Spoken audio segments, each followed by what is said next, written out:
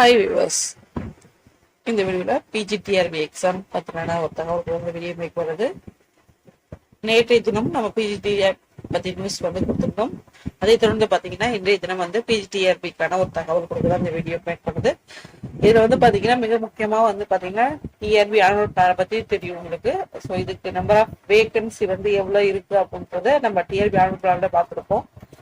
But இந்த ஒரு video பார்த்தீங்க அப்படின்னா இப்ப நடக்கக்கூடிய இந்த 13ஆம் தேதியிலிருந்து 30ஆம் தேதி வரைக்கும் ஆசிரியர் கலந்தாய்வு, பொது கலந்தாய்வு, இந்த இதுல பார்த்தோம் அப்படின்னா நம்மளுக்கு வேக்கண்ட பார்த்துதான் நம்ம இந்த வீடியோல நம்ம பார்க்க போறோம்.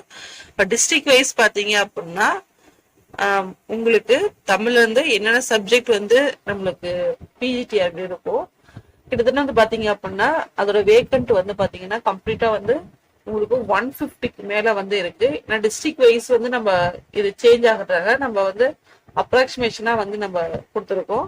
150 வேக்கன்ட் பாத்தீங்கன்னா டிஸ்ட்ரிக்ட் வைஸே நம்மளுக்கு வர வாய்ப்புகள் இருக்கு. சரிங்களா?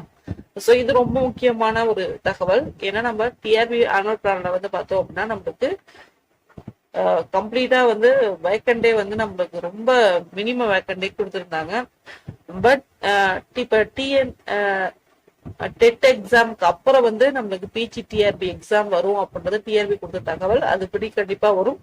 சோ அதுல பாத்தீங்க அப்படின்னா மாற்றங்கள் இருக்கும். அவங்க நோட்டிபிகேஷன் ரிலீஸ் ஆகும் போது இப்போ அசிஸ்டன்ட் ப்ரொபோசருக்கான ஆன்லைன் அப்ளிகேஷன் ப்ராசஸ்ல இருக்கு. சோ இதுக்கப்புறம் பாத்தீங்கன்னா செகண்ட் கிரேட் எக்ஸாம் இருக்கு. இன்னும் யூஜிடிஆர்பி ரிசல்ட் ரிலீஸ் பண்ணாம இருக்காங்க.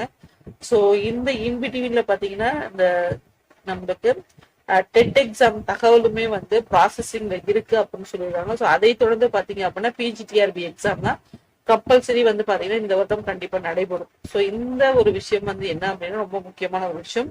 இங்க இருக்க காலிப்படைகள். ஸோ இந்த பொது மாறுதலுக்கு அப்புறம் பாத்தீங்கன்னா ஒவ்வொரு டிஸ்ட்ரிக்ட் வைஸும் பாத்தீங்கன்னா உங்களுக்கு மினிமம் 150ல இருந்து உங்களுக்கு பாத்தீங்கன்னா வேக்கண்ட் நம்மளுக்கு காலிப்படைகள் இருக்கிறதுக்கான ஒரு வாய்ப்புகள் இருக்கு.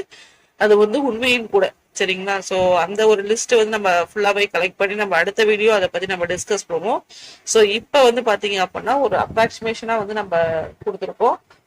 எந்த ஒரு டிஸ்ட்ரிக்ட் நீங்க எடுத்தாலும் பாத்தீங்கன்னா காலிப்படைகள் எண்ணிக்கை பாத்தீங்க அப்படின்னா ஆல்மோஸ்ட் நம்மளுக்கு ரேஞ்ச் 100க்கு மேல இல்ல அப்படின்னா 150க்கு மேல இருக்க வாய்ப்பு இருக்கு.